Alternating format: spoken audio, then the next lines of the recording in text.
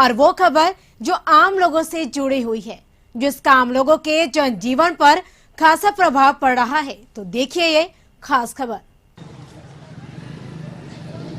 Corona का तीसरी लहर से बचना हो तो आपको टीका लेना पड़ेगा, लेकिन टीका लेने के लिए अगर भीड़ हो तो ये उत्साह काफ़ी अच्छी है। लोगों में उत्साह होना चाहिए और लोग उत्साहित होकर टीका लेने के लिए सेंटर तक पहुँचे। लेकिन सोशल डिस्टेंसिंग की अगर धज्जियाँ उड़े तो इसका जिम्मेवार कौन होगा, ये आपको समझना होगा कि टीका लेना अच्छी बात है, टीका के लिए उत्साहित होना वो अच्छी बात है, लेकिन टीका लेने के लिए अगर कोरोना का बुलावा अगर हम कर लें, तीसरी लहर को बुला लें, तो आखिर इसका जिम्मेवार कौन होगा।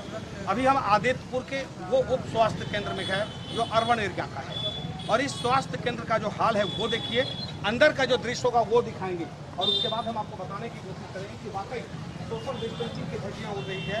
टीका लेने वाले लोग जो हैं वो कोरोना से बचने के लिए टीका लेने यहाँ आए हैं, लेकिन शायद उनको ये पता ही नहीं कि तीसरा लहर अब आने वाला है और तीसरा वेग काफ़ी खतरनाक है। और लगातार राज्य सरकार और केंद्र सरकार ये कह रही है कि 2 गज की दूरी, मास्क जरूरी, लेकिन कितना 2 गज की दूरी है वो आप देखिए। ये भीड़ सब कुछ बयां कर रहा है कि आखिर 2 गज की दूरी यहाँ पर है या नहीं है, क्योंकि सोशल डिस्टेंसिंग की धज्जियाँ उड़ रही है। हमने पहले भी कहा कि भीड़ जरूरी है, ये लोगों में उत्साह जरूरी है, लेकिन उसका मतलब ये नहीं है। आप कहाँ से हैं? यहाँ से क्या है? आपको पता है कि यहाँ पर सोशल डिस्टेंसिंग की धज्जियाँ रुकिए, यहीं पर खड़ा रही है? आपको पता है कि सोशल डिस्टेंसिंग की धज्जी उड़ रही है? सरकार ने क्या कहा है? आपको क्या गाइडलाइन मिली है? हमको तो 2 गज का दूरी से। आपको बोलने से पहले अगर आपको लगता है कि यहाँ पर लोग मान नहीं रहे हैं तो इसकी सूचना प्रशासन को देंगे ना?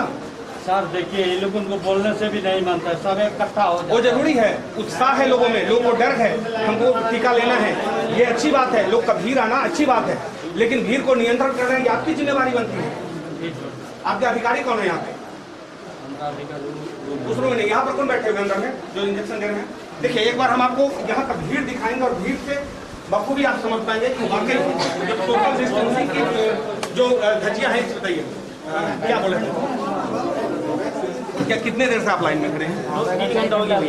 जमा कर रहे हैं, बाद में जा रहे हैं, उसके ऊपर आ जा रहा है, कुछ नहीं हो रहा है। यानी जिसका जो पैरवी है उसको वही बाद में आ रहा है, उसका वही बाद में जो आ रहा है वो पहले हो जा रहा है। क्या लग रहा है? जो 4 घंटे तक जो पैरवी काम हो रहा है, जो पैरवी है, हम लोग कल नंबर लगाए हैं। हम लोग जैसे जनरल में चल रहा है, हम लोग का भी वैसे ही है। जो ऑन साइड रजिस्ट्रेशन कर रहा है, जो सुबह से आके पड़े हुए हैं, अभी तक कुछ नहीं। जो आ रहा है पहले और लेकिन निकल जा रहा है जो पहले से है।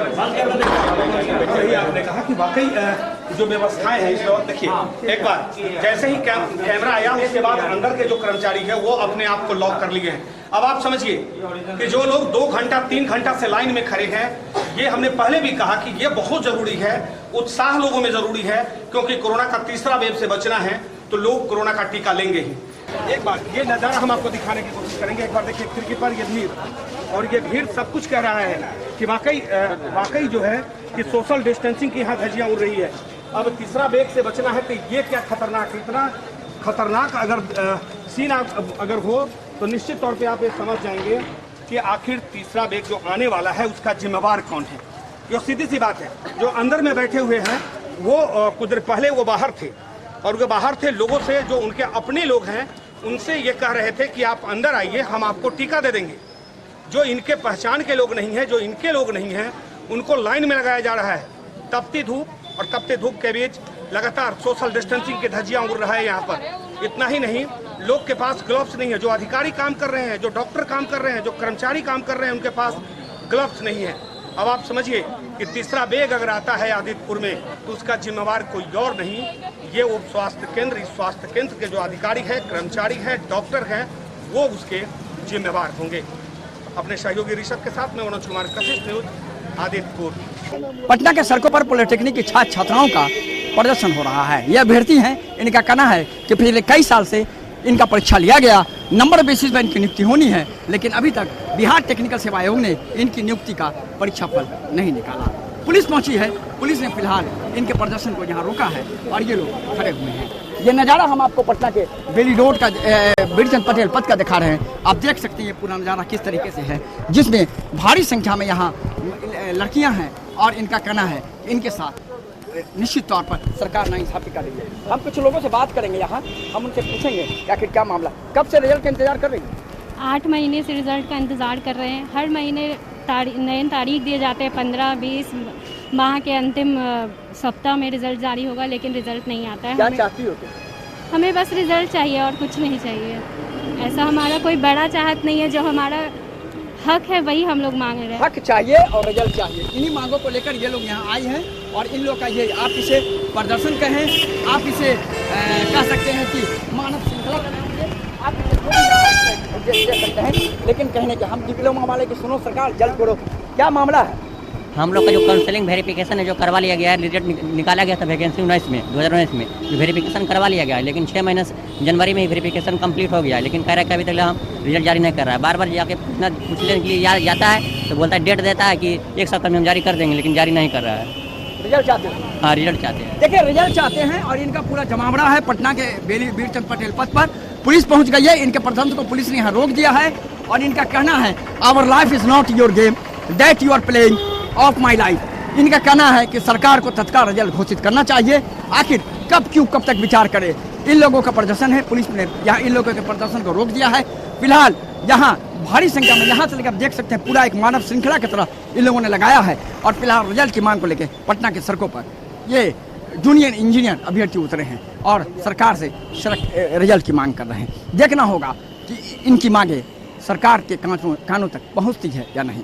फिलहाल इनका कहना है कि महीनों हो गए, अब कितना महीना इंतजार करें, इनका रिजल्ट आना चाहिए, नहीं तो इनका भविष्य अंधकार में है। अपने सहयोगी आशीष के साथ मरगो बालम, कृषि न्यूज़ पटना। सुपौल में उत्पाद विभाग की स्थिति जो इन दिनों है वो हैरान करने वाली है। दरअसल 10 तारीख से उत्पाद विभाग के जो छापामारी के वाहन है उसमें तेल मुहैया नहीं की जा रही, जिसके चलते उत्पाद विभाग द्वारा छापामारी नहीं की जा रही है।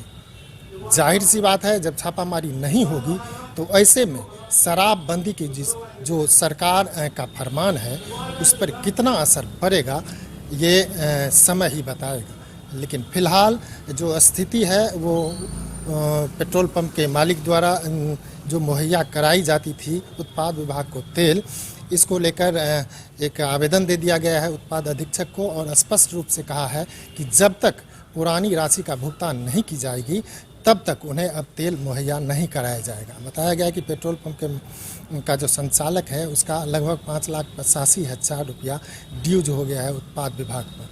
और सबसे बड़ी बात है कि इस बात को लेकर उत्पाद विभाग भी सक्रिय है और उन्होंने स्पष्ट रूप से कहा है, उत्पाद अधीक्षक से मेरी बात हुई, उन्होंने कहा है कि इस बात को लेकर उच्चाधिकारी को भी पत्र लिखा जा चुका है, लेकिन अभी तक संज्ञान नहीं लिया गया। हालांकि कुछ राशि भेजी जा चुकी है वहाँ से पटना से हेडक्वार्टर से, लेकिन वो राशि अभी ट्रांसफ़र नहीं हुई, जिसके चलते पेट्रोल पंप द्वारा जो है यहाँ जो तेल दिया जाता है उसका आवंटन रोक दिया गया है। जाहिर सी बात है, जब सरकार द्वारा शराबबंदी लागू की गई है तो ऐसे में संसाधन को भी सक्रिय रहना बेहद ही ज़रूरी है।